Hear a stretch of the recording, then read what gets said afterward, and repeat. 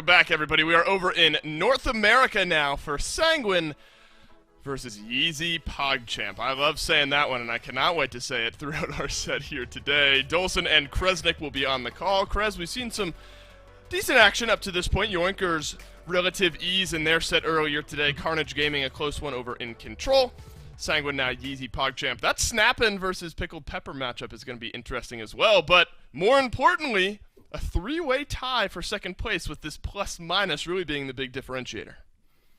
And only 4s and 3s in the map differential as well for Sanguine and Snappin' there. So it's really close here up in this side, especially between these two teams. But I feel like Sanguine maybe are playing above that level lately since they've made some of these changes. I feel like readjusting to having Hero, to having Quick on this team, I feel like they've been looking good.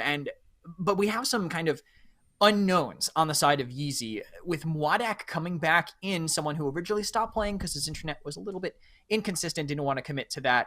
But now he's back. He's a monstrous hit scan. He is a console hit scan for them, so no more controller DPS. I think this means that the only keyboard player on YeezyPogChamp now is back to being Ball and Berry, so maybe they lose some flexibility, but that specialist style of play, it let them beat Sanguine in the past. It just depends on how well that'll carry over and if they can repeat that. Right, and now they're going against a higher flying Sanguine team maybe. Splitstone Quarry for map number 1 here in our third and final set of the day. We've started to see this North America meta sort of flesh itself out just a little bit more. Pretty consistent across the band column. Victor, of course, maybe, and Vivian Krez might be a little extra prioritized in this matchup, considering the controller play style maybe of YeezyPogChamp. I think so. I also think it targets Mwadak a little bit, who hasn't necessarily been able, I believe, to play as much, and definitely hasn't been able to play with Yeezy as a whole, considering Penguin was the player that was in there. But Yato now flexing back to that one position. Yeezy say, we don't even want that Vivian ourselves. They know they're going to first pick it for Gobert if it gets through, so they're going to get rid of it. They're going to say, you have to ban something else, target us in a different way because we feel flexible enough. Mwadak can still play that Strix pretty effectively, so all that possibility is still open. And on a map like Split, it can work out, but target Torv instead. Both teams are willing to play it, and now those DPS don't have as much of a cushion to fall back on. Yeah, I wonder now where YeezyPogChamp and Sanguine start to look for those high ground direct damage dealers with a Strix band out as well. One of these two teams would have to feel comfortable going in with a Kinessa to this map, which we have seen teams do in the past, has found some consistent damage on maps like this. I wonder if that now maybe bumps up her value a little bit extra. Not over the Genos, though. Corvus still available as well, if that's something YeezyPogChamp want for their side. But do you imagine we see a Kinessa here now that the Strix is banned out? I think we might. I don't know how early it's going to go. I think snipers are really important, of course, on a map like this, especially with one of them banned. But Strix kind of is soaring to prominence right now because he can just run in. I mean, you can play more aggressive with Strix than you can some of these flankers with the stealth and the resets and the quick scoping potential if you can hit all of that. So Kinessa does a very different role. I'm not sure if they need that role necessarily still just yet, and they don't. They'll play Rom, they'll play Andro, both hit scans, so it fits comfortably into the controller, and they also have verticality and aggression. Yeezy kind of just got off the board and said, hey, listen, we're pushing you. Now figure out a draft that can deal with it. I love the Androxus pick as well, depending on what Sanguine put about that high ground in the back, and it will be the Kinessa this time around. Androxus has the mobility and the high damage numbers to outduel that high ground Kinessa if the opportunity presents itself. And then the big question is now for Sanguine, what are you going to put to try to counter out that Androxus a little bit extra? Of course, Kinessa with the quick shots can lock down a good bit of the health bar that Androxus brings to the table, but often you'll see Androxus kind of battling it out with somebody over on Lava's side, depending on how YeezyPogChamp want to play it, of course. But Sanguine are going to lock in a little front line of their own here. Kresnik with the Terminus. Terminus has been kind of a fallback for Sanguine. It's interesting seeing them kind of prioritize it over that Inara, but it pairs pretty well with Genos. When you have the blast healing in your build, you can get quite a bit as long as you can get some charges up. But the way things turn out, it's interesting to see Corvus going this far down in the rotation, but makes sense with that. YeezyPogChamp pick up the Inara for themselves. They have a very sustainable composition right now paired with Corvus, but maybe a little light on damage. They're going to need one kind of monster in the back line to make it work with Victor and Vivian banned out. And Kinessa taken from the other side. We might see them rely on like a Leon, or maybe they just go double flank or all in aggression.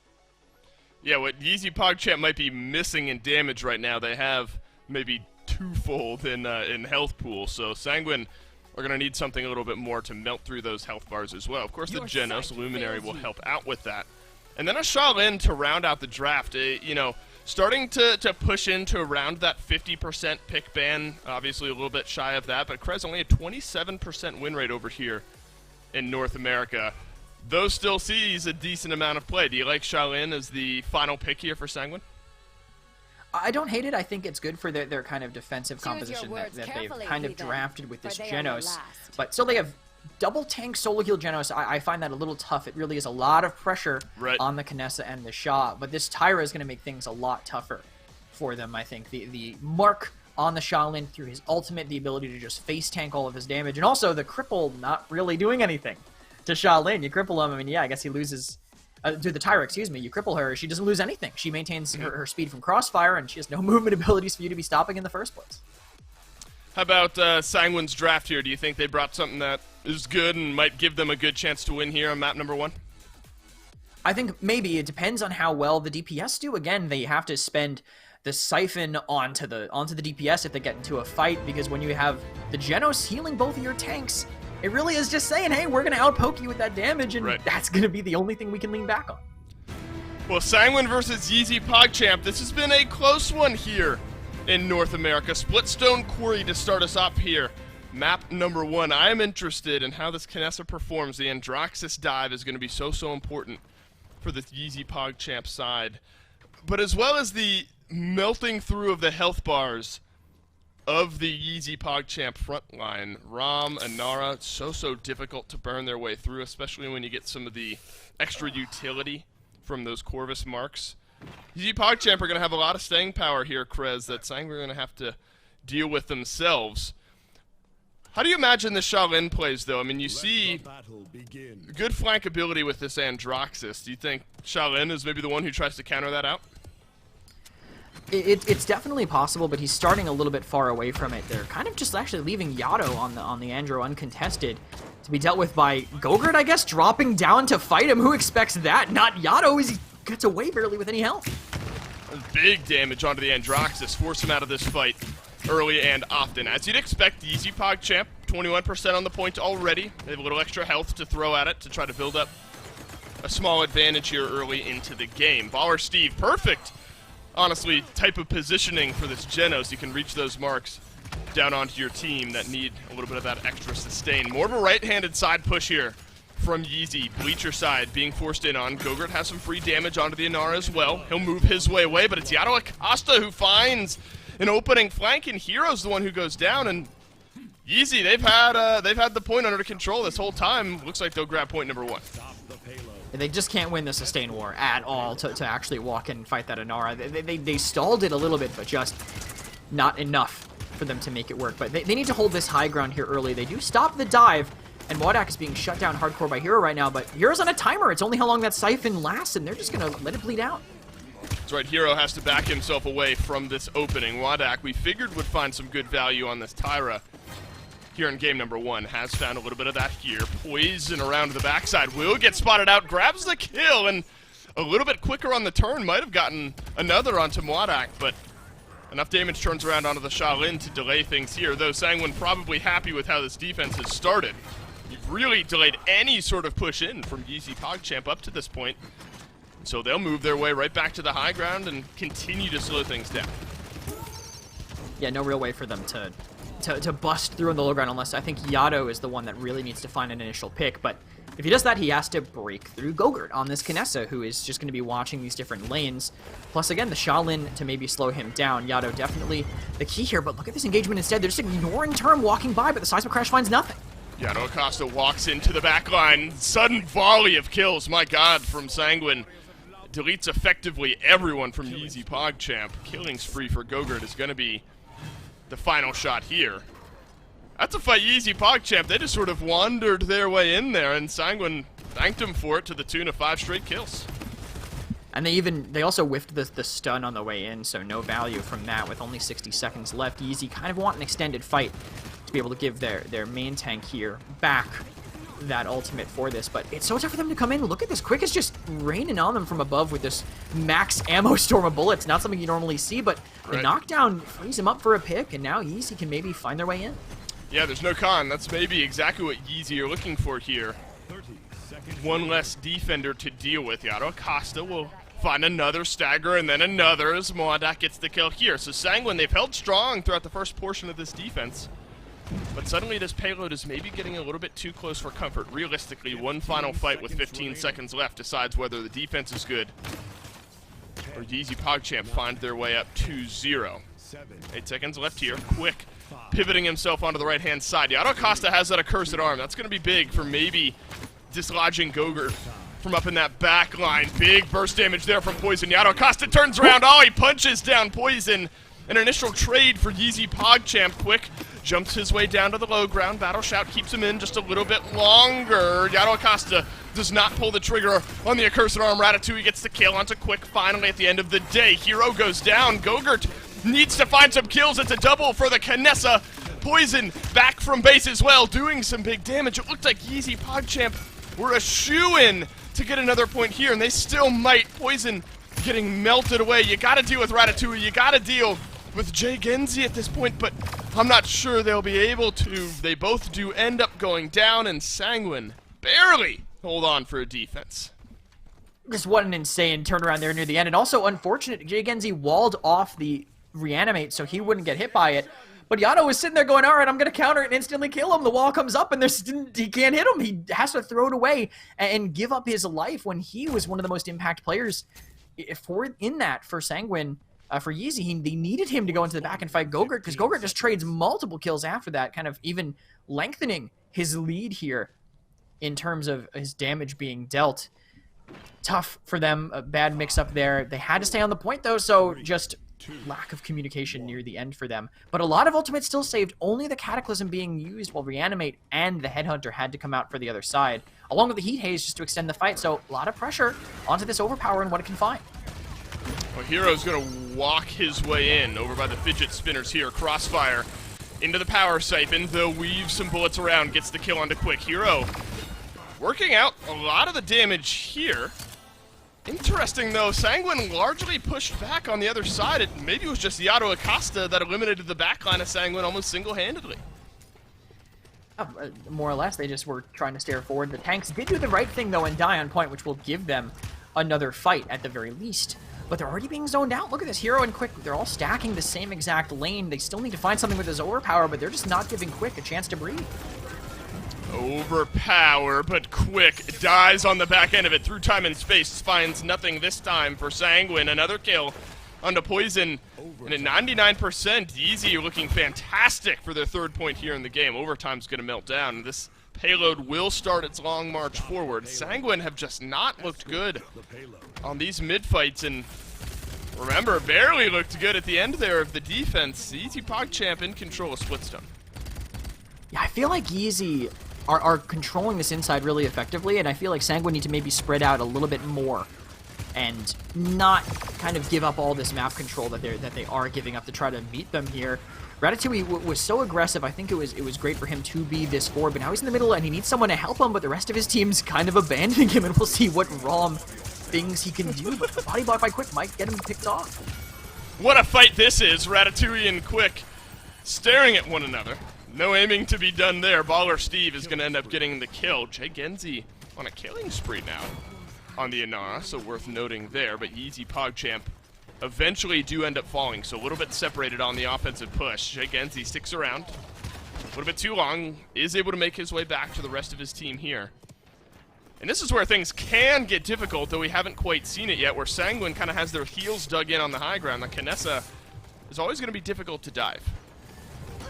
Yeah, it's going to be very tough, especially because when you get on her, if you use all your movement, then she just teleports away and you can't do anything else. She's already made all the space that they need here. But right now, look at this low ground control. They have those splits. Some teams forget to hold this area, but Hero definitely not one to forget. He'll keep them split and isolated and not let Mwadak get in anything at all. Well, here's another volley of kills this time for Sanguine on the defensive end. Mwadak into the power siphon goes most of the damage there, and Gogurt will get the kill. On the other end, the teleport there from Ballenberry will be a kill as well. Ratatouille is in the base of Sanguine. They are privy to that information, so I wonder how long this one takes to deal with. Gogurt does not want to trade out his life for this one. This will really show you the power of Rom. You have 3 people looking at him. He's still able to rumble his way away, though he won't survive. Poison kind of puts the final nail in that coffin, so YeezyPogChamp 4v5 for the next few seconds. This could be dire. If Sanguine are able to take this fight, run down a couple of their surviving members before Ratatouille is back in the fight. Now Yato Acosta and Mwadak both down. The stagger is pretty heavy here, Krez, with 10 seconds left. Yeah, with the timing of the deaths of the tanks, it's going to be a lot harder, I think, for them to actually find a place to get in. But both tanks are here, and we just saw how much Ratatouille can do to buy time as they get forward. And he wants to be the one to go in, but the slowdown on him, he'll be coming in a little bit more slow. They can look up front instead, and they will with that Inara's health bar getting dangerously low. That's right, Jay Genzi will end up falling. Now it's up to Ratatouille to stay alive for the sake of the front lines. Both front lines gone once more. Sanguine are going to hold strong on the defense again and tie things up. We're going back into a mid-fight where YeezyPogChamp have had no issues at all as this set has gone on. The mid-fights have really been lopsided, and it's all been up to the defenses for Sanguine. So Sanguine need to look for something a little bit different going into mid-fight number 3. They at least have all the ultimates this time. They were missing the Reanimate, the Heat Haze, and the Headhunter last time, when Yeezy had basically a little bit of everything. So it's definitely a little bit more utility. I think if I'm them, I mean, I'm looking for an aggressive overpower immediately, right? Maybe just have my con holding there by the objective and by Quarry to look for a pull over there, and then let the rest of the team maybe be spread. I would even maybe start Hero a little more defensive to peel off Yato and then drop down to contest. See exactly where they decide to position. An early Gen Assault does not connect on anything, but again, spread by Sanguine. Quick's holding up top, just looking for one pull. That's right. Worthwhile if that through time and space connects, but won't this time. Sanguine build up 20% on the point here. YeezyPogChamp waiting for later. Oh, that's going to be the overpower. That gets nothing now for Sanguine. Big stun in from Ratatouille. Now Mwadak and Jake Enzi both find a kill. Hero power siphon absorbing so much of that damage, and he stays alive. That's maybe a small win now for Sanguine, but you've got to fight through so much now if you're Sanguine to get back in. 78% for YeezyPogChamp. Hero throws up the power siphon. Small grouping on the left side now for Sanguine. That's the up down from Hero, so overtime is at least started off here, but Ratatouille left unchecked in on the back. It's a Heat Haze pop for Poison, but now you got a Rom in your face melting down the damage. Mwadak grabs that one. Hero will end up falling as well, but he does have the Reanimate. That keeps Sanguine in this fight a little bit longer. I don't know how much longer, though, because Hero is just surrounded by everybody. Term literally in the worst possible position for himself with that crossfire. They had to buy enough time for them to get their Kinessa to do something, but again, the tanks just fall apart there, and so unlucky for them. I mean, not unlucky, but just greatly played by Yeezy, I think. Quick was the one who really got unlucky, though. I mean, the counter of the overpower by the Cataclysm, then the Seismic Crash hitting him afterwards, full HP to 0 there. Really, really tough for that to end up working out, but aggression here right now still from Yeezy as they try to keep going. That's right, so now it's a game point for YeezyPogChamp. Things looking dire for Sanguine suddenly. Hero will end up dying here. Sanguine grouped up in the back. Oh, could be a big stun. Double kill. Looking for 3 is Ratatouille, but just working his way back into the base is Baller Steve this time around. YeezyPogChamp all streaking out now. Sanguine, that's going to be the overpower onto Ratatouille, and Sanguine, for the moment, will delay this push. Before we jump back into game here, Krez, things were looking dire just as we take a pause. Yeah, and I think the overpower, I think the first one that might have actually connected and been successful from Quick might be the one thing that they needed to really kind of relieve some of this pressure with that Rock going down on this aggressive push here. It will force Yeezy to disengage, and Sanguine, they need to play a little bit more towards the same spot that they had, get their DPS forward to actually hold this high ground, but you can see them playing so safe. Their defensively Hero can't hold down that spot anymore. The Siphon's so valuable in that doorway, but they have to give it up for now and continue to rely on their backlines to, again, win the game for them. Right. Well, Ratatouille makes his way back from being overpowered just a moment ago. 1 minute left through time and space. No good this time for Baller Steve. Through times in space, been just wide a few times this game. Now Hero goes down. Mwadak will get another. This Tyra, big value now. Firebomb up to the left-hand side. Somebody's going to have to drop down, but a crossfire is going to delay any offensive pressure. There is a contest just for a moment. Mwadak falls to Poison, but then Poison trades out his life in exchange. Yato Acosta around the backside. It's a double kill for the Androxus. Reversal up, reversal down as Hero will pick up that one. It's all on Hero here as the rest of Sanguine respawning in a couple of seconds. Ratatouille, the last member of YeezyPogChamp in range, and somehow Sanguine have stayed alive again. Another last-second survival. Combine the Heat Haze with the Genos, just teetering on the edge of the objective, gets them into it. It keeps them in the game for a second time in a row. And this time, not much really spent, just that Heat Haze initially, so they have some time to refight this. And Genzi just so low already. Easy, they focused on Inara. They might even get another chance at this. Well, there you go. Jay Genzi falls, and that's all she wrote. Yeah, things starting to build up into what looks like maybe a little bit of a flashy fight, but instead, Splitstone Quarry will head itself on to 7th point here. One where YeezyPogChamp have gotten all of them from mid-fight. Sanguine have gotten none from mid-fight. So if you're YeezyPogChamp, you gotta be feeling good, minus the fact that all your ultimates, except for the ROM ultimate, are down.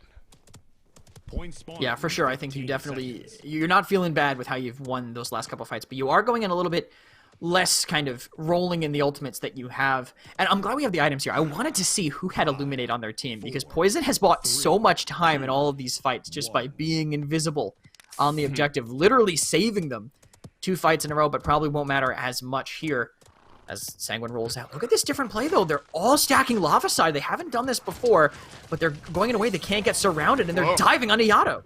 You gotta change something, and Sanguine seem to agree here. Big dive onto the back line, but Hero left slightly alone. He's gonna have to rely on the power save and to stay alive. He has Reanimate, but we'll hold on to it until he doesn't. Hero Reanimate keeps him in this fight a little bit longer. That's a nice battle. Shout Yato Acosta being looked at now. Quick is gonna run him down and grab the kill. But YeezyPogChamp, they've been capturing the point this entire time. Hero's gonna have to make his way in. Gogurt will pick up one onto Mwadak, so no more Tyra. And that's a big ultimate miss now for Yeezy.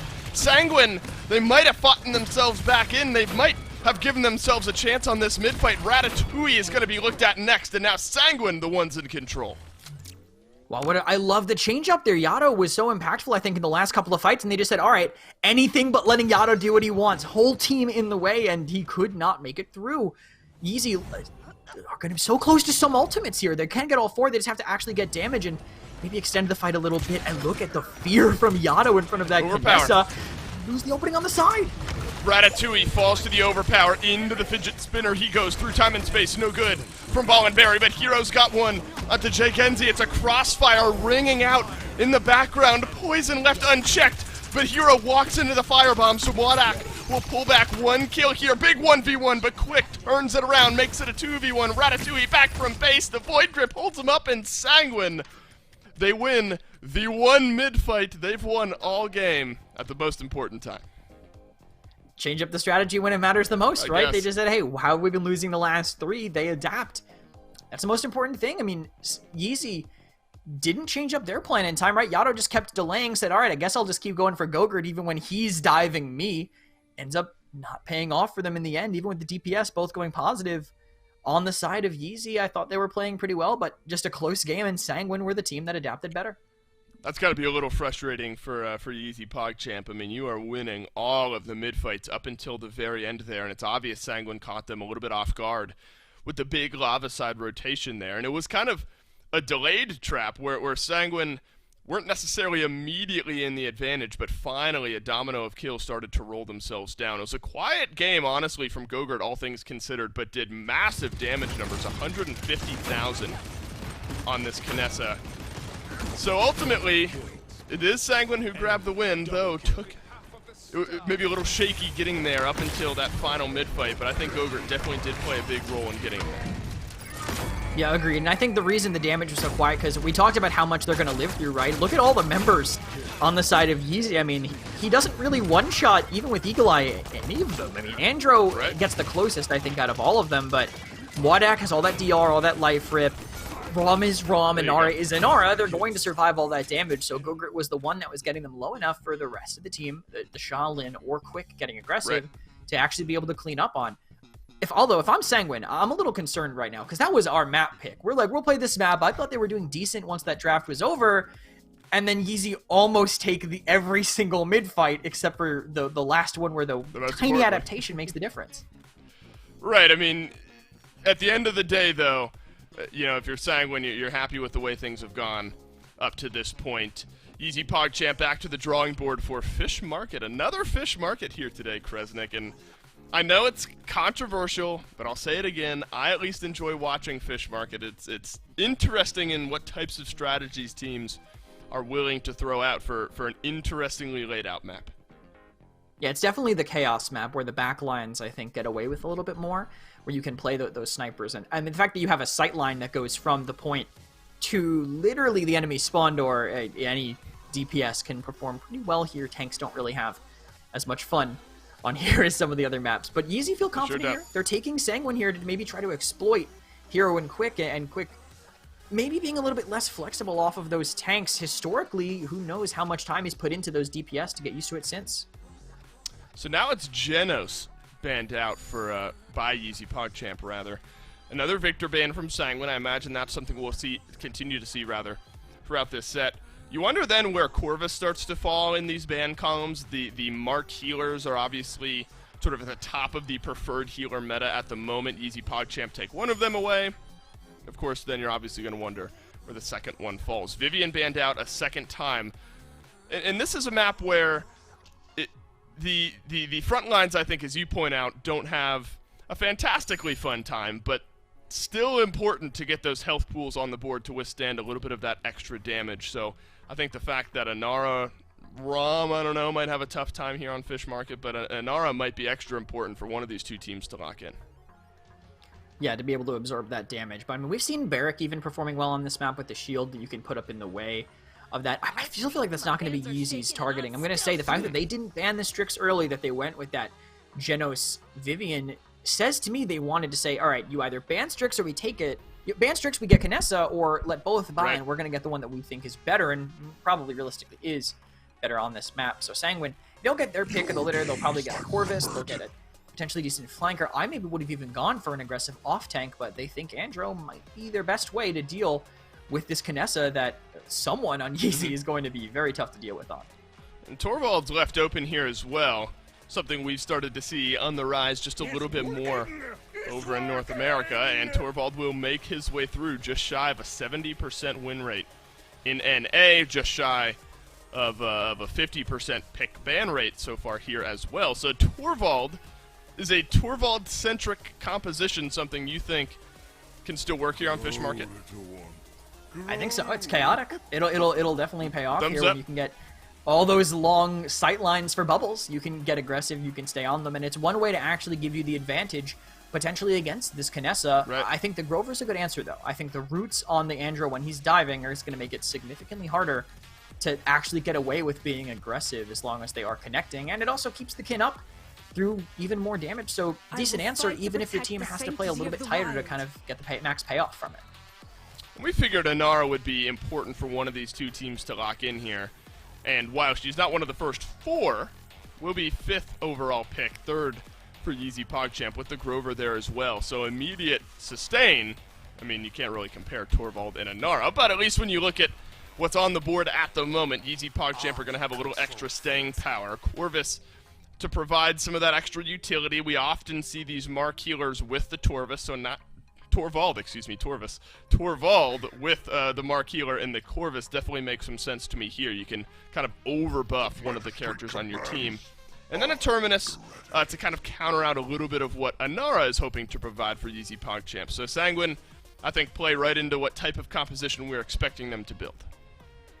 Yeah, agreed. I think the comp that they have, the Torvus composition, which I'm going to totally steal from you every time these two get picked up at the same team. It's coined. You were talking about how, they have a bit of sustain on their side, right? That might be what they're angling for, but Torv and Corvus, I feel, beat that out almost. I feel like they have that. It's more burst sustain than the constant sustain that Inara and Grover bring, but if you're playing skillfully, if you're timing it better than them, you get more of a payoff from it, right? And Terminus, of course, lives through effectively an infinite amount of damage if you're managing his Siphon well enough. But Yeezy, they lean in towards these hit scans, of course, with their DPS both being primarily controlled players. Knessa and Leon, they both might lose fights to the Andrew. I feel like they're going to have to kind of play tight to their Khan, play tight to their Grover, and abuse that sustain and peeling CC and damage to live through whatever is going to be all over them from Sanguine. Because, I mean, Sanguine even draft another flanker to get aggressive, and they do with the Buck. So 1% pick rate, I believe, over in North America now for this Buck. So not a lot of data points over here in NA, at least. And usually the question that sometimes is left unanswered, sometimes very obvious with these Torvis type of compositions, who's the one you imagine gets the majority of the bubbles here this game to give Sanguine that edge? Whoever's ready to go. That's what it comes down to, I think. Maybe you try to angle around the Andro a little bit more just because he's a more flexible character, but if the Buck's ready to go and the Andro's not, you're not just going to say, no, don't you dare even think about that. You're going to bubble whoever needs it. You'll bubble the Terminus if he wants to get aggressive. Right. It's about just knowing who is going to need it the most in that time. I also wonder, because, you know, Hyper Beam is kind of sometimes an afterthought, but Fish Market, there are some angles where you can get some big Hyper Beam plays depending on where the teams position themselves. After a 7-point game 1 on Splitstone Quarry, Sanguine finally win it on point 7 after not having won a mid-fight the entire game. And now we work our way down into Fish Market, a little bit more traditional of a composition from YeezyPogChamp 2-2-1, whereas Sanguine, I guess you could technically follow those same numbers, but the back pocket Torvald is definitely going to be a big difference maker here on this one. The Leon and this Knessa, Krez, are just going to be getting dove on cooldown. Okay, Dave, I changed my mind. Okay. I think Buck is getting the bubbles. I think Bounce House Buck with a bubble is horrifying. And I don't know how anyone on the other team is going to survive once he manages to get in. I should have thought about this. This is Sanguine playing Buck. This is something they were running in phase 1 where they were so dominant. They would put Gogurt on this Bounce House Buck, and he would just get all over them. And you can see right now Gogurt and Quick moving on the side together, looking for someone to land on and literally just delete from the game. Oh, and it's going to be potentially big damage just shy of the high ground, but the collapse is in from Sanguine. The health bars melt, Bounce House damage or not. And now there's only a couple members of YeezyPogChamp left alive. We are just shy of a minute and a half into this game, and Sanguine already completely in control. Yeah, just the pinch, you have to kind of either have both sides surrounded or get really aggressive on the one that you choose. Sanguine did both. They were aggressive on one side and held the other one back, so we're able to get an easy collapse there for them. And look at all that healing coming in on Gogurt here. No jump for a while, but he dismounted them, he bought them time, and there's no burst movement on YeezyPogChamp to get in and touch that point. It's going to be point number 1 for Sanguine. Definitely a breath of fresh air for these guys. There's some damage down from Gogurt. He's going to have to turn away here. Slowed down a little bit, but this is what caught YeezyPogChamp out the first time. This sudden collapse from Sanguine.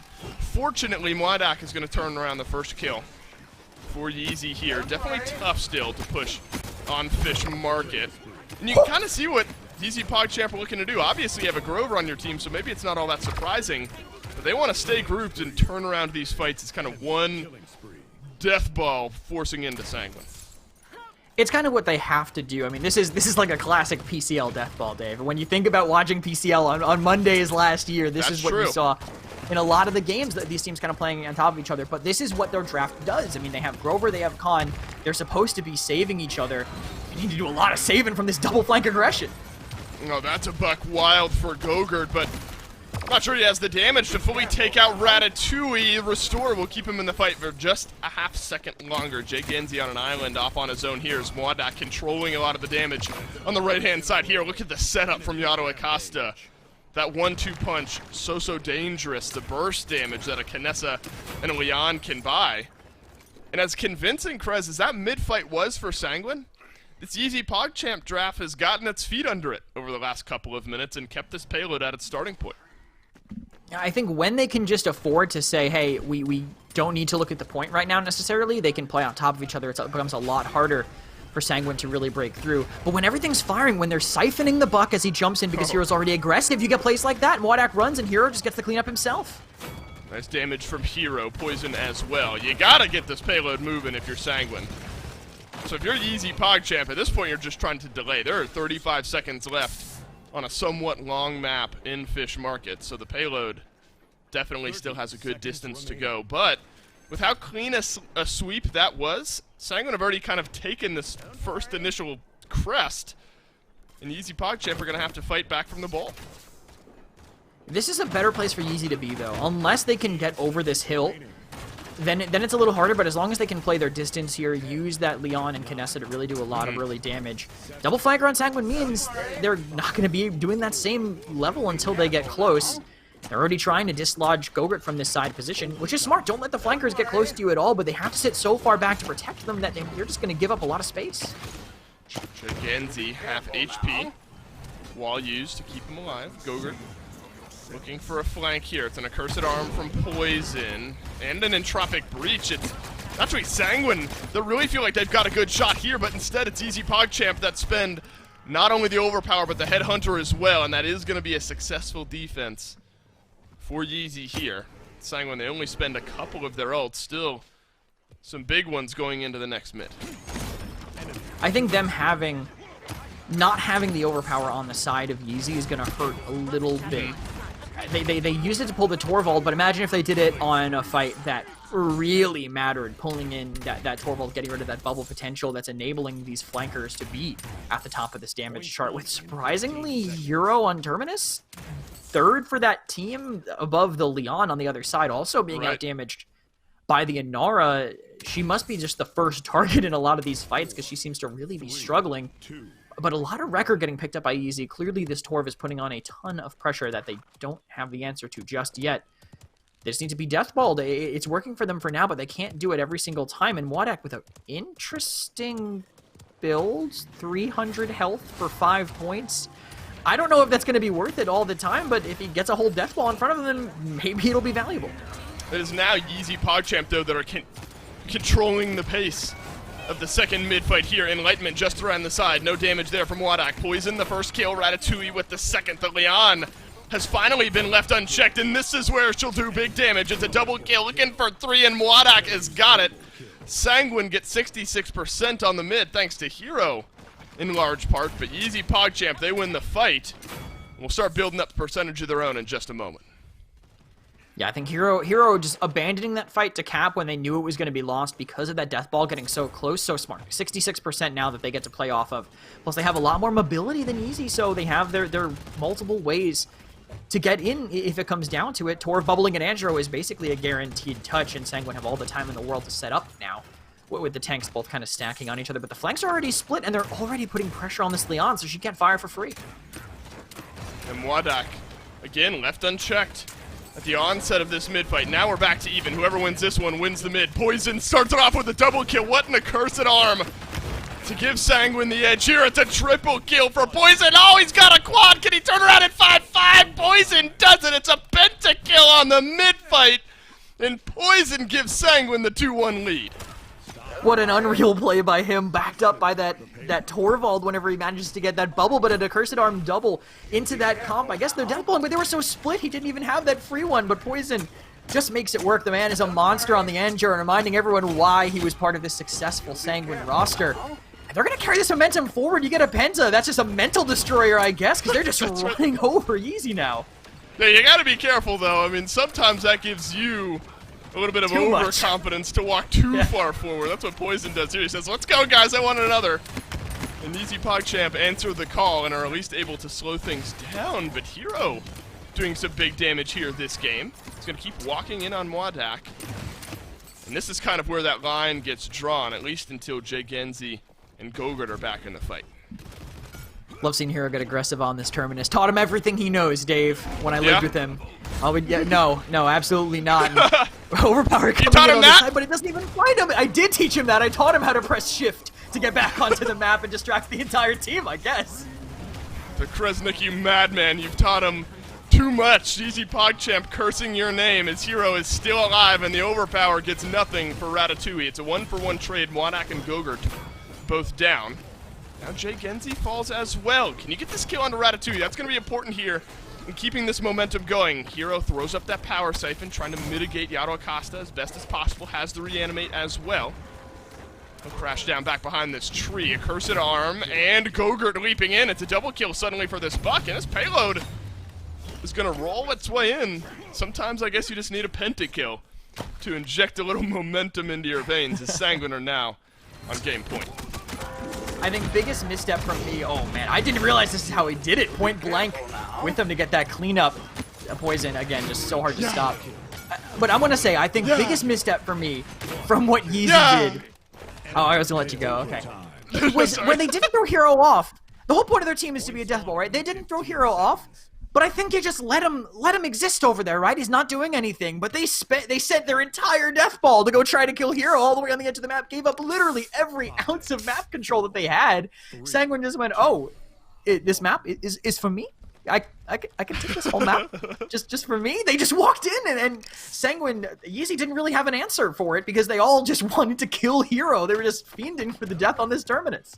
Well, Hero had that moment in all of the animes where, like, he's pushed against the wall, you know, life kind of leaving him, closes his eyes. He sees you, and he remembers you saying, press shift, Hero, press shift. And he does it, and suddenly the life returns to himself and the rest of Sanguine. And if they can carry that momentum into this mid, then this game will be over. But instead, it's Yato Acosta who finds the first kill. Remember, Mwadak had a triple kill at the start of the last mid-fight.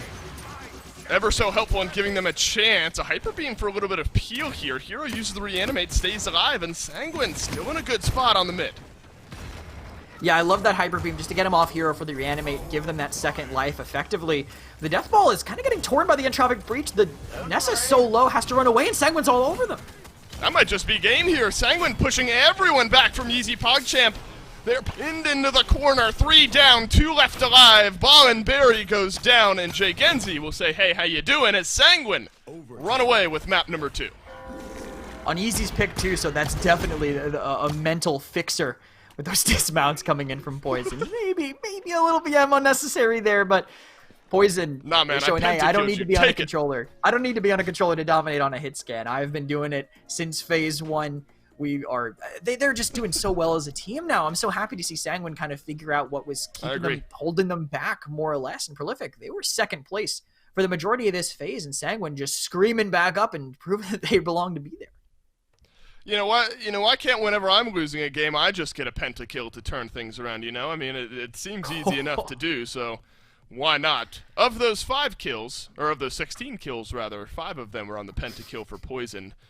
Plenty of damage being done by this Androxus, and you know, I think it's games like that that kind of remind you on why this Androxus has been so heavily prioritized, not only in NA, but kind of effectively across the PPC in all of the regions. The ability to, not obviously get a pentakill every game, but the maneuverability and the damage, I don't know if it can be understated, so I love seeing that from Poison.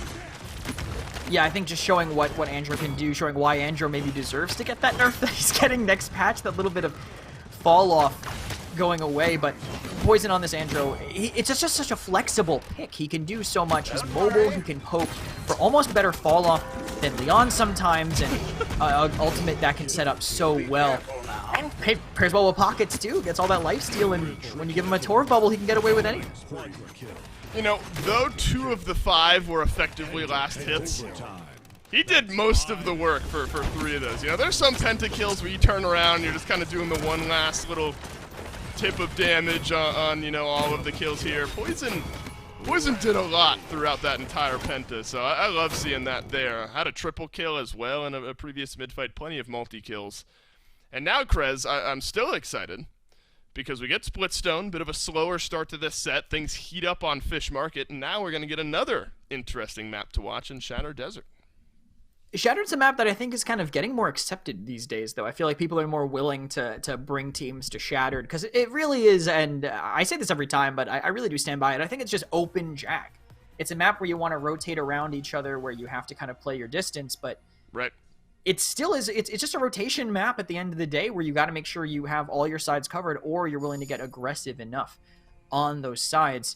Yeezy, if they lose that wide map, they bring us to kind of another wide map, and they stick to the same ban. They just don't want to give Genos up to Sanguine after what they were able to, even with the 3 mid wins in their pocket, they just don't want to give it to him again. I wonder if you ban out I nearly said it again. You gotta be kidding me. Torvald here. I nearly said Torvis again. I wonder if you ban out Torvald here if you're YeezyPogChamp, and you do, I think. You leave... Not... And it was so interesting in that obviously it just made a good thing better, I think, for Sanguine, which is, I guess, kind of the whole root of Torvald, but not necessarily a blowout from Torvald himself, but I think smart to kind of take away the crux of what was the Sanguine composition there in game number 2. Victor, Vivian are going to be both of the bans this time for Sanguine. So for the first time this set, Krez, Strix is going to be left open. Wonder where he falls, and first pick is the answer. Yeah, you got to get that from Wadak. I mean, Wadak can do so much with that pick, and in general, Strix is just very, very strong right now. 67% win rate with 34% pick rate is not a stat you can really ignore. But Sanguine, now, they can get, I think, some tanks that they want. Maybe Rom is possibly an answer to the Strix, but Tactical Retreat makes it very difficult for them to really get away with being aggressive. But they can get Andro now for Poison as well. Just get a really aggressive core and try to pressure him and hope that Wadak misses, I guess, because if he hits everything, it doesn't matter how aggressive you are, you're still probably dead. I'll take him for the pentakill, please, if that's what Sanguine looked for. You know, it's the Corvus, so still the potential for an Androxus, but a little later on, unless the YeezyPogChamp want to take the Androxus. For their side, still a lot in the way of frontline on the table as well. We've seen kind of a rise of Khan here today, Krez, and I think at the beginning of the phase, and really at the beginning of the year entirely, Khan was kind of in the no-play zone effectively, but started to see a little bit more of a rise. Does that surprise you at all, that we started to see a little bit more Khan here as of late? I think not really. It's been played a little bit in NA. Players have been kind of really valuing the brawly nature of Khan, the ability to just fight ROM, farm ultimates, because Overpower will still win you a game, right? Maybe you have a little bit less effectiveness than an Ashe or a ROM would, but then you still you have the Overpower. How do you beat that? It's just like having a guillotine, but you get to maybe value other different picks instead. It just ends up paying off, I think, quite a bit with his brawly potential. And Yeezy can brawl quite a bit right now. Strix can get aggressive with Tactical Retreat. Grover has the CC. He has the group healing. Khan also group healing, but great hit scan damage as well, which pairs well into the controller tank players on YeezyPogChamp. But Sanguine, I think they really just value Terminus more than Inara now. Give it to Hero. Let him siphon on his teammates and let his DPS do even more than they already have been. I mean, I don't want to, like, overstate anything, but I don't know how you get pentakilled by an Androxus in Game 2 and then let him fall down to 7th overall pick here. I mean, again, his supporting cast is largely missing with the Torvald banned out. Still has the Corvus, though, so Poison, if he is on the Androxus, which he should be, and I can't imagine a world where he's not, has another chance for a big game to maybe seal up this set against a team that's given Sanguine some trouble here in phase number 2. Xin will make an appearance here in this set for the first time. Xin on Shattered Desert, definitely mobile, which is something you need on a map like this. And then Atlas as well. What do you think of the two picks that YeezyPogChamp round out with? Definitely lends itself, I think, to another Death Ball-y composition for them. Have the Atlas, Strix, and Khan moving together. Xin maybe can be on his own. It looks a little bit more, I think, like the Yeezy we saw from Game 1, where they're playing a little bit tighter to each other, but a Tiberius in response. If we see the explosive heavy blade, that's a lot of AoE damage. They can't really run away, but I just don't know if I like Tiberius on this map, really. I think generally you want a more kind of condensed map, so the bounces work a little bit more, but what are you bouncing off of on Shattered Desert? The map is so open, and you can't even really get away with your blade dance because you're in front of everyone all the time. I mean, I guess there's those, like, two little hallways on either side of the mid-fight. Like, that's very specific, but, like, that's kind of all that really comes to mind as far as pure ricochets goes. I'm very surprised. I mean, I love Tiberius. Let me preface this by saying that. I can't believe he's got a 67% win rate. I'm so used to watching him get beat down that maybe I've forgotten that in the right hands. Definitely a formidable opponent to go up against. It's going to have a tall task ahead of him. Moving into map number 3, it's Shattered Desert. YeezyPogChamp nearly take map 1. Then largely missing on Fish Market for map number 2. They'll move us down into Shattered Desert here for what could be the third and final map. Obviously, off tank is where YeezyPogChamp were kind of headed, with the Atlas and now the Khan rounding out their tank pool. Yeah, the double off tank to be more defensive and have even more peel, which shows also why they're leaning towards that Deja Vu, that AoE setback to really deny a bit of aggression here. But the Atlas is super valuable here, I think, into ROM and Terminus. There's a lot that can happen here, but it really misses by Gogurt just end up slowing Ratatouille, but Ratatouille's on an island. He needs a team to help him now. Right, that's where this Tiberius will succeed, whatever you want to look at it, I guess. Is when you're kind of able to 1v1 these opponents, and Ratatouille is definitely in a one-on-something situation now. Yato Acosta, look at the pressure being put out by Poison. No kills. But this Xin just has to walk all the way back. Mwadak looking through the scope of the Strix. Haven't really gotten a chance to talk about the Strix all that much because some interesting dominoes fall in the pick ban phase. Definitely a map where you can find some success. A couple of shots onto the Tiberius, and he'll have to escape, but it's only one this time that makes Gogurt think twice about engaging Poison.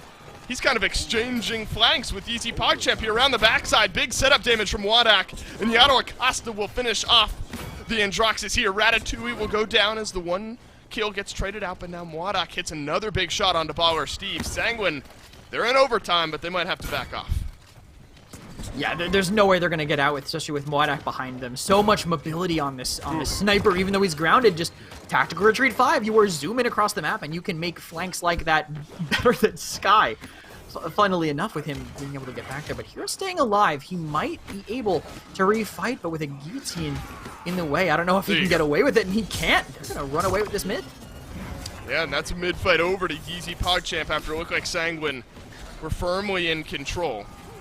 And you're going to start getting some kills on the back end here. Suddenly Sanguine need not be comfortable with anything that's going in their favor. If there is anything that's going in their favor, that is. Quick is going to get melted down as well by the Strix. Mwadak, I don't think, has really been challenged all that much up to this point. Krez and the damage numbers, I'm sure, are already building up. Oh, for sure for them, because Mwadak is really just kind of free-fired this entire time. Look at this engagement, though, early happening, but they're so distracted it lets the Andra come in above them.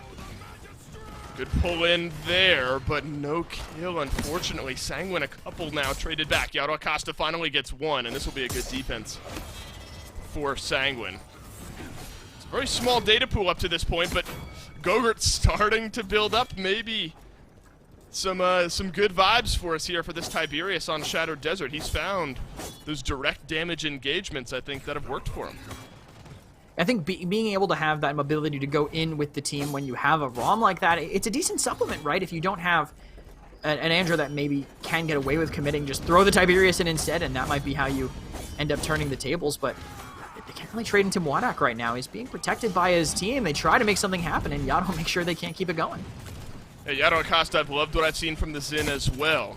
Though it is YeezyPogChamp with the point on the board. Relatively close battle up to this point. Genzi has to use the second chance. Hey, he'll shoot some bodies, spray the ground as well. Gogurt will think twice about diving onto this Atlas next time.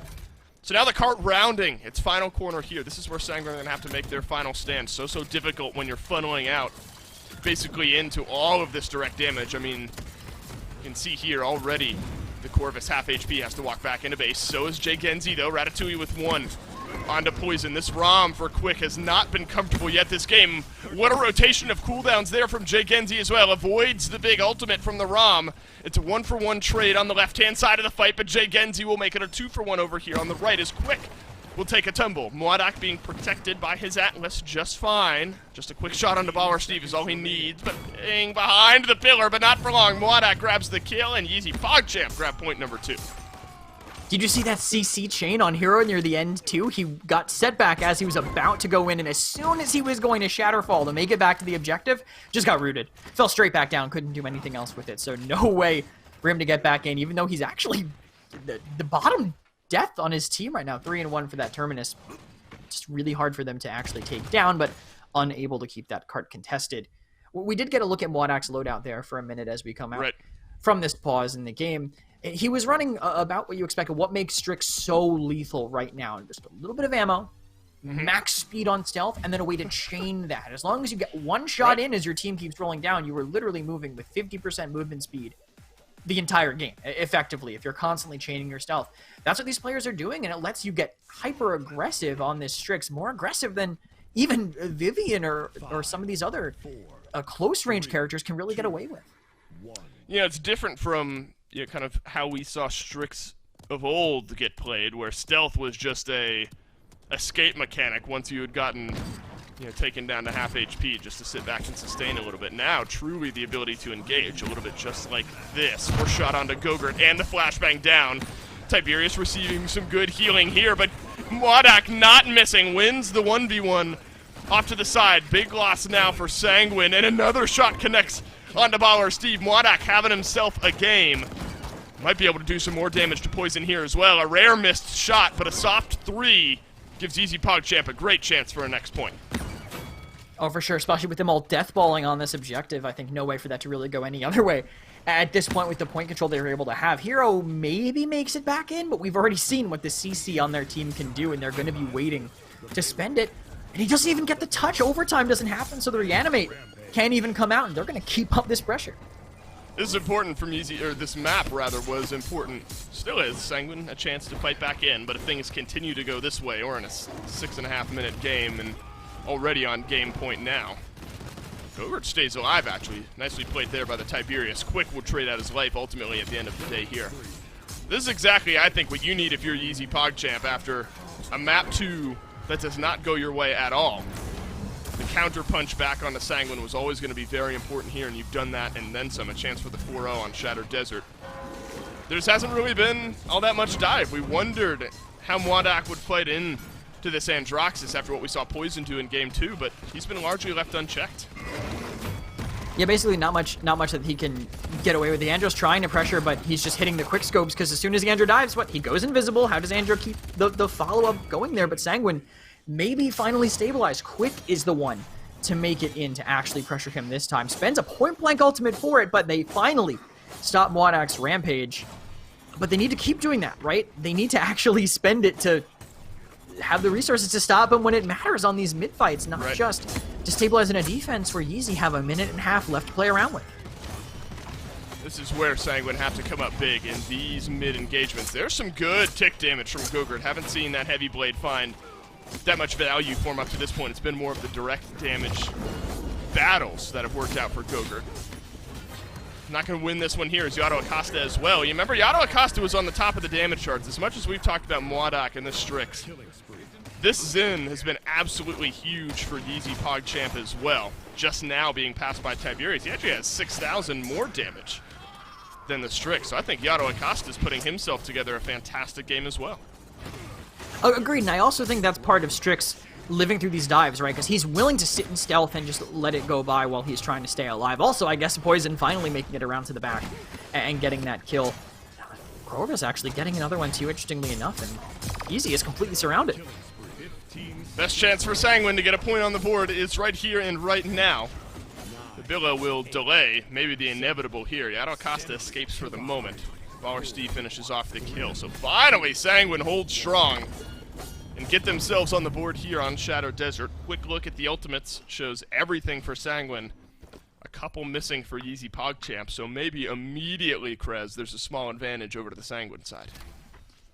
Yeah, I think so. I also think with the ultimates that are missing, that shows what Quick was able to get away with. He's not doing fantastic on the ROM so far, but he's making a decent amount of pressure.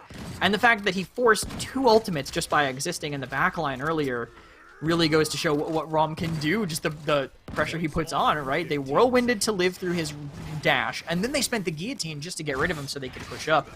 But since that next fight went so poorly, now they don't have any of those resources here moving forward. But props to Ball and Berry here. 20,000 more healing effectively than Baller Steve on this Corvus, keeping the whole team up as they play tight to each other to try to peel. And it's been working so far, but Sanguine, they have a lot to play with here, and Yeezy need to know how to respond to it.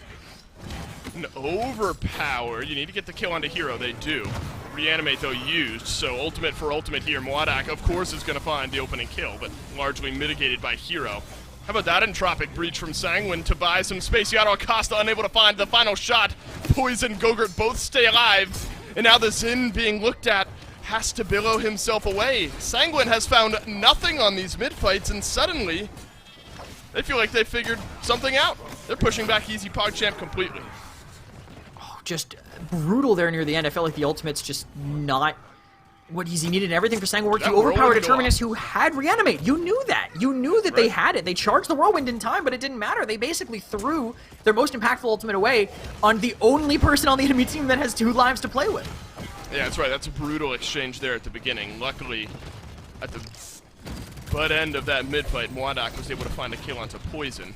And now another onto Gogurt, so still in the back line. Yeah, it's flank Strix, by the way. It's not sit in the back of his own team and do damage. Mwadak is largely going to slow down Sanguine's offensive push here. This kind of gives you shades of Splitstone Quarry, doesn't it, Krez? Where Sanguine just hadn't had the mid-fights figured out, and then all of a sudden, they make a small pivot and maybe a misstep from YeezyPogChamp, and the game is right back, not under control yet, but right back in the realm of Sanguine being able to win it. Biggest difference here is that wasn't the mid-fight that wins the game. Right now, Yeezy have a chance to kind of breathe and figure out what they did wrong, but Sanguine don't want to give him any more time to breathe with that aggressive Cataclysm. Need more onto Mwadak. The quick scopes working their way through the large wall there. Gogurt gets one on the ball and berry, so no more Grover healing for the next few moments. Poison as well.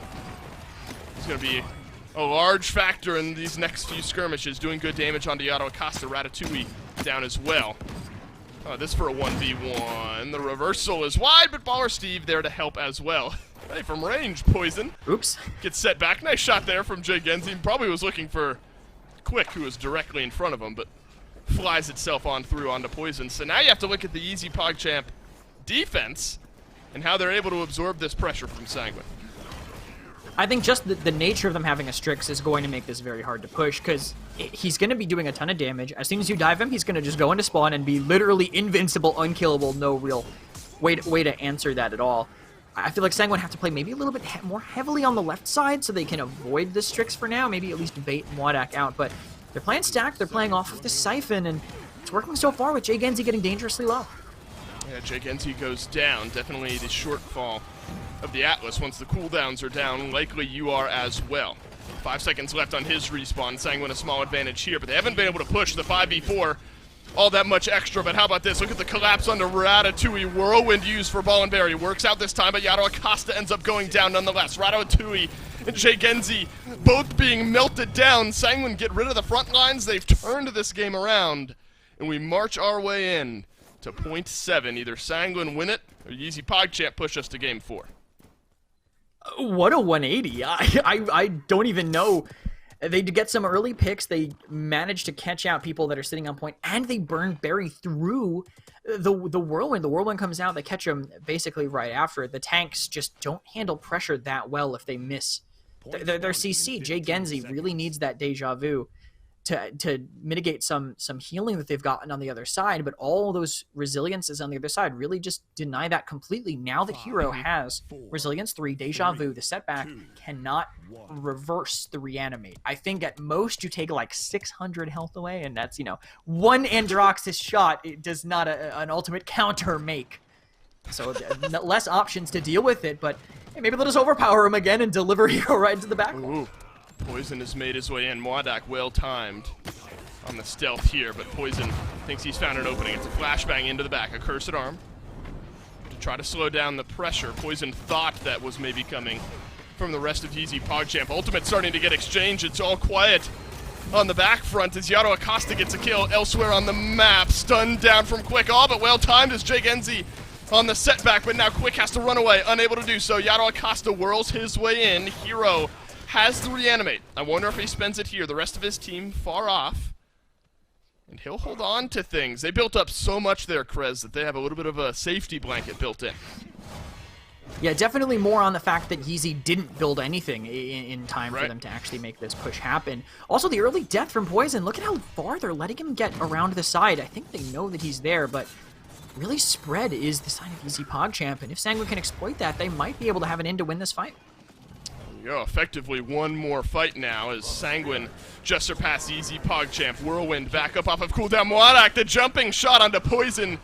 Trades out on the back line there. One more onto Hero is all he needs. Reanimate waiting on the other side. So that'll put Hero right back into the fight. Maybe give Sanguine the edge they need. He's running on through, is Quick on this ROM as well. Ratatouille throws up the shield. Mwadak still in the back line, rampaging through the rest of this fight. 2 down from Sanguine. Then Overpower connects onto Poison. YeezyPogChamp claw their way back into this game after an early lead. They finally put Sanguine to bed, and we are headed to a game 4. Well, that stacking at the end, that healing on top of each other made them so hard to kill. Yes, the fact that they got that pressure onto Hero forced to reanimate, good, but then they group up, they get 1,800 uncaughted healing effectively between the Khan and the Grover. how do you deal with that? The whole team that you just got low, you chipped them all down, and then suddenly they are basically back to full HP. Sanguine just didn't have the resources to win a fight like that, but really, what team does at that point? You know, I guess Poison made a deal with the devil or something in game 2. You get a pentakill in one game, and then you go 6-13 in the next on the Androxus. Definitely tough there for the Andro. I mean, 117,000, 110,000 damage from the double damage dealers for Yeezy, respectively. Just unmatched really anywhere. 106,000 for Gogurt, but then way behind was Poison. 90,000 damage for the Ram is about as close as you get there. Story seems pretty clear here, and that's Wadak and Yato Acosta were both left unchecked for far too long. It was hard for them to check them. I mean, both tanks, again, bought a lot of time, plus the grouping sustain. It makes it just so hard for them to actually burn through if they focus them otherwise, but also just, even when they try to get on them, right, they have so many get-out-of-jail-free cards. There's the stealth from Wadak. He actually ended up taking less damage than the Rover, than the healer on the side of Yeezy. Took more than Wadak did. And Yato, he has counter, he has whirl, so many ways to actually escape when things go badly near the end of the game. Even when they try to focus them, they have to look somewhere else because there's just too many factors that stop them from being able to finish those kills. And for anyone who's watching wondering why Strix is as banned as he is, maybe a game like this is all you need to see, because again, it's no longer, you obviously can do massive damage numbers from way in the backline, but his mobility adds that extra little bit of flair to him for sure as well. So YeezyPogChamp on the verge of going out. They fight back in here in game 3, and they bring us to a game number 4 that we will get to right after this break. Be afraid to die again. Always be there for you, my friend. After all we've been through, will this light lead me to you? I can't stay here one more day. I swear to you, I'm not afraid. Through the wind shine, through the bells, I would carry you through hell.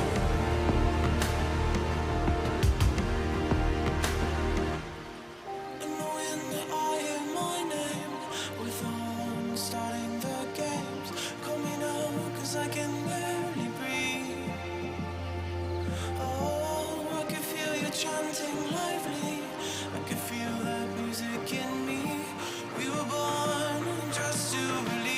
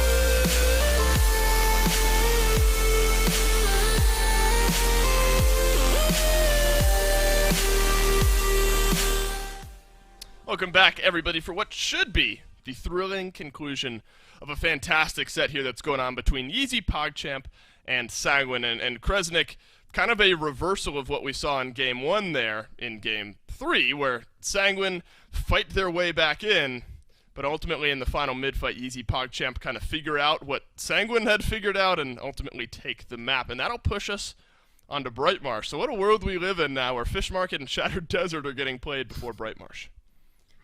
Maybe they're just trying to keep their trump cards in the pocket. You know, they want to go out to the map that they think will matter the most near the end. But Brightmarsh, we saw this in the 4th slot, I believe, in the last set 2. I believe that's exactly what ended up happening before. But, you know, you have this map in the back pocket. It's Sanguine, something they clearly will feel comfortable with, and maybe something they feel like they can kind of just take Yeezy on in general. It's a different look, honestly, for Sanguine to be beating Yeezy, thinking about how things were before this phase started.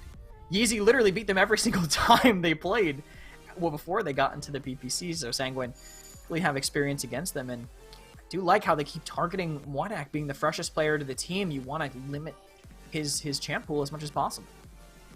Yeah, and I think at this point now, if you're Sanguine, you have to consider taking the Strix away. Not only because I think that's more of a, we don't want one of our guys to play it, YeezyPogChamp or otherwise, we definitely don't want the other team to be able to get their hands on the Strix. Torvald, I think, falls under that same exact umbrella here. So now you look towards Brightmarsh and Sanguine specifically, and what type of play style they want to go for here on this map. We've seen some teams prioritize those point tanks, the off tanks, to get a little bit of extra health on the board earlier on. But of course, with the Genos being left unbanned, we'll get another look at another one of those mark healers for Sanguine.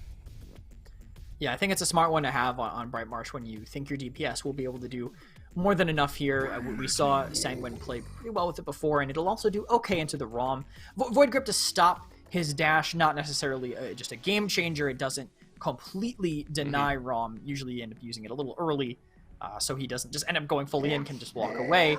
But it's still solid into that. But Yeezy, they're targeting Hero a little bit here. They grab that Terminus for some more peel for the rest of their team, and say, Hero, all right, well, we know you can play him, but maybe it's been too long. Maybe you're feeling rusty on some of these other point tanks. Inara's still available, though, so I wonder if Sanguine, although it'd be truly something if YeezyPogChamp go ROM, Terminus, Inara. So maybe you have a little extra time if you're Sanguine to lock in that point tank. But Inara definitely still on the board, Ashe still around, Khan still around. And I think Sanguine agree with me here. It doesn't look like YeezyPogChamp are going to move into the triple hyper-healthy frontline conversation, so Inara likely will still be available for Sanguine later on. We started to see a rise of Tyra as well, and she's done some good damage so far here on this set, so Sanguine lock in healer and then double damage, literally the exact opposite mindset on the other side. Yeah, I think it's smart to pick both DPS here if you don't think you need to be flexible. They are clearly targeting YeezyPogChamp again with the Tyra pick to deny him from getting one of his assault rifle backlines. So Leon taken in response, I'm assuming that is to go from YeezyPogChamp, just similar to what happened on Fish Market there. But I like how they say, hey, we're not going to be flexible. You have both your tanks. Like you said, they're not going to go triple tank unless they're going, you know, pirate ship on point, I guess, with Subservience ROM, which they could do, but the odds are not high, and Tyra would be excellent into that anyway. But to give Hero his Inara, who I think pairs okay with the Genos, with that potential to bully, and then Ashe, who we know what she can get away with on the back. Just ignore the ROM and dive onto that Corvus. Like seeing the Ashe here in this set as well. The assert dominance just opens up so much space, or locks down space if you want to think of it that way. And how about this for a bit of a pivot towards the end from expectations? YeezyPogChamp bring out the Talus. It's a little bit more automatic as far as getting onto a specific target, and maybe something, Krez, that can work here on Brightmarsh. I think it can. I think getting aggressive with the ROM can be great. Plus, throw a mark on the Talus. The lifesteal stacks with the lifesteal that he already has from Primeval Might. It can work. He can get away with quite a bit of sustain. Just has to avoid that Tyra like the plague. Sanguine win Game 1 and Game 2, and YeezyPogChamp nearly fall for a third straight time on Shattered Desert.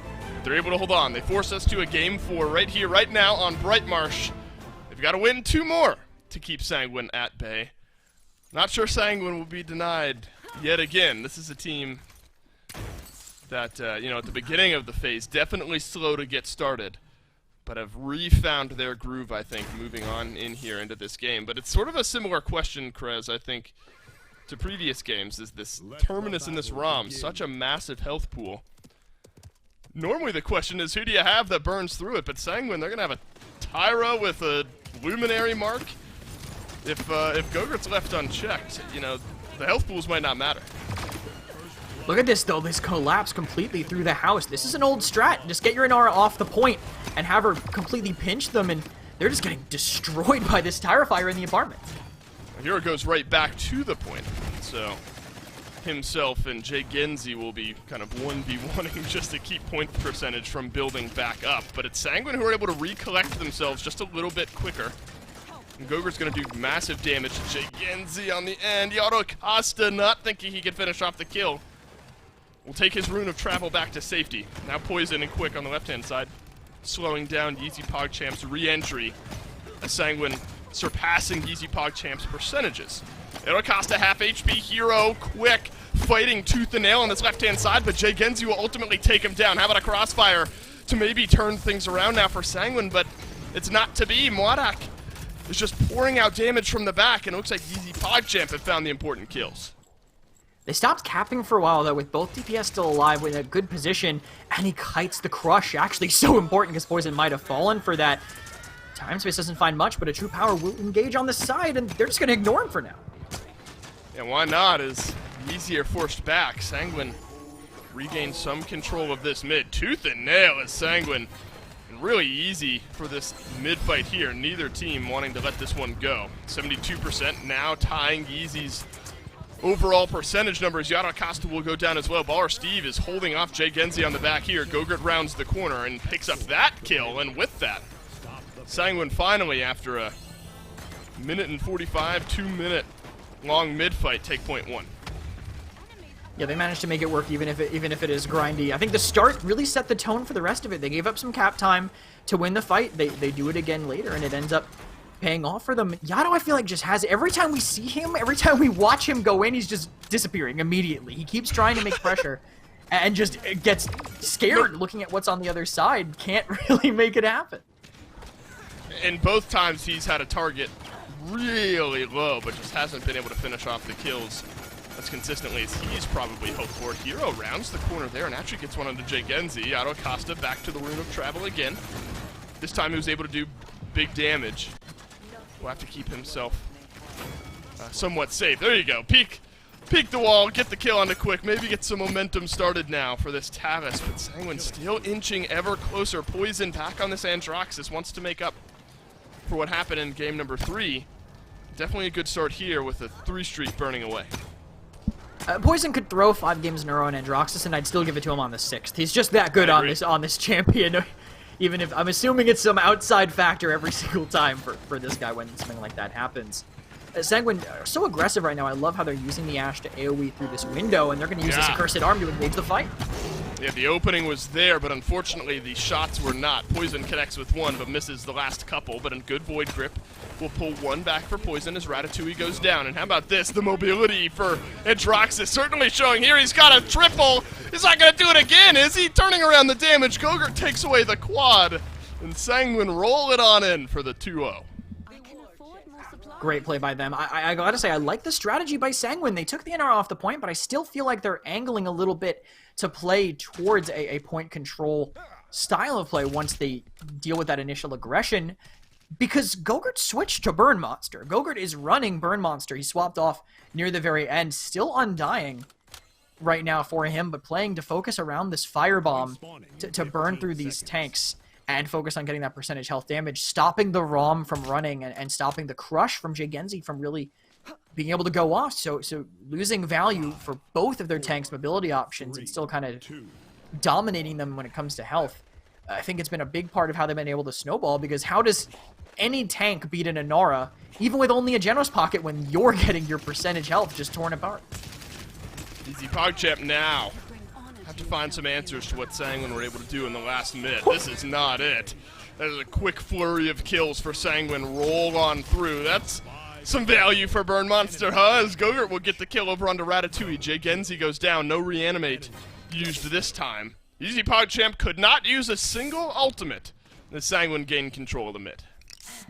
But those ultimates do give them a chance to get back in. I don't think they have any way to stop the True Power from touching the point. That's the biggest thing. Genos can't avoid that from happening without his own ultimate being available. So they have to give them a free retake. Yada will probably go for it soon, but it looks like they were trying to hold on to it for now. Well, Poison has done so much damage to Yado Acosta. It's a seismic crash down in the mid. Enlightenment, and then a jump shot from Poison will take down Mwadak. And the punch maybe on the end here could get rid of Jay Genzi. It's a power siphon, still has to reanimate. True Power right back in. That locks in Poison, but the reversal, oh, the Void Grip, well played. Baller Steve has got the peel for his backline as Poison gets the kill there. No more reanimate for Jay Genzi. Overtime on, and Sanguine look to have point number 3. They're going to get it for sure after that wall off they did to catch in Jay Genzi. I actually thought Yeezy had a really sick plan there. They went for the reanimate, right? Andro counters reanimate. If he eats it with the reversal, he can send all that damage right back into the Terminus's face. But they had Yato true power poison during the reanimate, so he couldn't counter it. Unfortunately, Yato also had to throw away his life for it. They just valued their talents a little bit too low, and Yeezy didn't have the damage output to turn the fight around, even with the Terminus having a whole nother life. And with that, Sanguine get point 3 and a chance to close out the set through time and space. No good here. Quick to assert dominance. Be careful there. Nearly landed off to the side, but Poison, a double kill, and he's still got the accursed arm. It's a triple for Poison to keep this cart rolling. YeezyPogChamp back and respawning. Only Genzi left alive. Quick seems to think this one's over. He's gonna get the dismounts. The shield goes up. YeezyPogChamp drop their way down, but Genzi up and down. He does get in range, but the power siphon needs to do a little bit more. Yato Acosta finds one onto Gogurt, and Wadak gets involved as well. Hero crumbles, and at the last possible moment, Yeezy keep themselves in it. I don't actually think I've seen a payload closer than the one I just saw. Look at that. Look at it. It was even further. It rolled back for a second. It was almost even further than that, but Yeezy managed to hold on. They have these tanks that have so much sustain that if you can't focus the DPS, that's going to happen consistently. But Yeezy can't move an inch. They can't go anywhere because they will just straight up get backcapped if they leave this area. And they're already taking so much damage. No. Wadak dropped down to contest, and now Wadak's completely isolated. Oh, seismic crash canceled out by the Enlightenment. Into the back line goes Talus. He will get the kill onto Baller Steve. Now it's a crossfire used by Sanguine. Power Siphon soaks up the majority of that damage. Hero not having any healing, gets taken so low here, but stays alive. But Mwadak finally finds the angle. Poison with a double kill. This man has been running through YeezyPogChamp all set long. He's got another triple kill.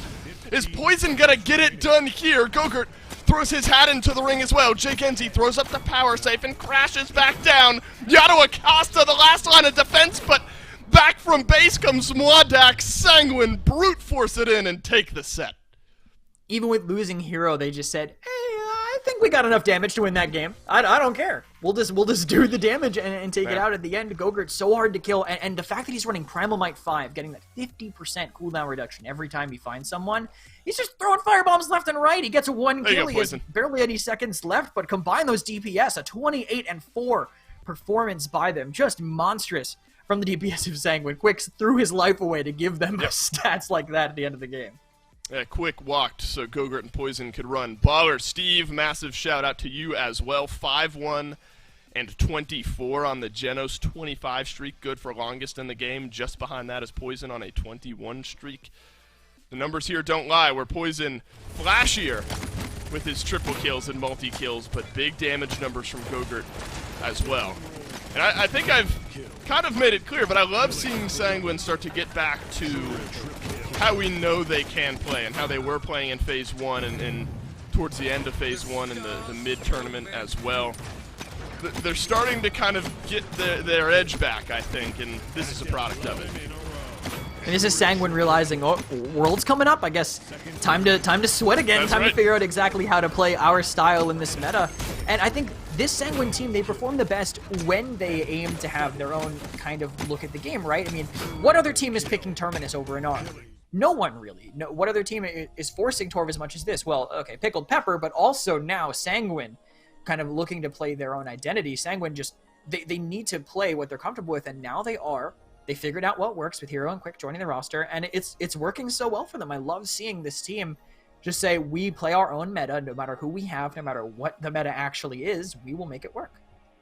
And it's a good look for Hero as well, and sort of the rise of him in that point tank conversation. 5-3 as Sanguine now gains sole control for the time being. We have some more matches over in North America to get through this weekend, but for the time being, Sanguine in lone control of that second place spot. If Snap and find a 3-0, they'll be right back up there and tied on not only win-loss, but plus-minus as well. Flashpoint and Project still surprises me. Two teams that I did not expect to see struggle as much as they had over here in North America, and Pickled Pepper still left undefeated. And they'll be playing Snap and Krez. That's a fun matchup here in North America.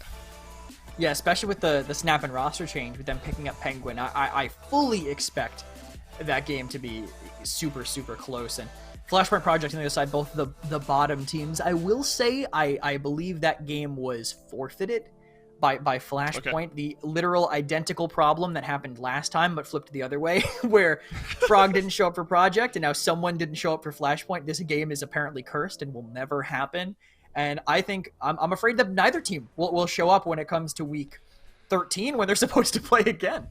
Right, it's absolutely brutal to look at. But, Krez, what a set we had here where Sanguine now continue their streak right back on into it. Yeezy still showing that they have the ability to make some of these sets close. A couple 7-point games and a four-game set. I'm getting all tongue-tied here. So I had a lot of fun. My brain's starting to melt a little bit here on this fine Thursday. Make sure to tune in. I believe it's 2 p.m. Eastern time tomorrow for a lot more PPC action. Krez, Fawn, and Merlo, I believe, taking you through that one. Yep. So on behalf of myself, Krez, Gormizer, Finch, everyone back in production, thanks for watching, and we'll see you tomorrow.